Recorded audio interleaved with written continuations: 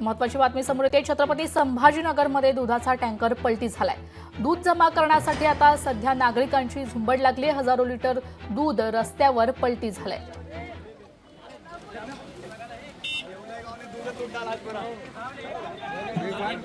दूध जमा करण्यासाठी नागरिकांची एकच झुंबड आपल्याला पाहायला मिळते। छत्रपती संभाजीनगरमध्ये दुधाचा टँकर पलटी झाल्यामुळे दूध जमा करण्यासाठी नागरिकांची झुंबड आपल्याला पाहायला मिळते। हजारो लिटर दूध रस्त्यावर पलटी झालंय।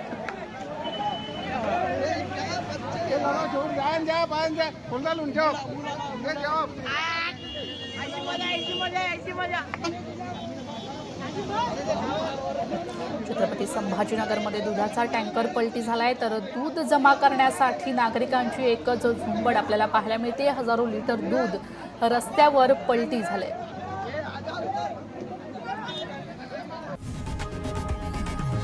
लोकशाही मराठी ऐका, पहा, जागरूक रहा।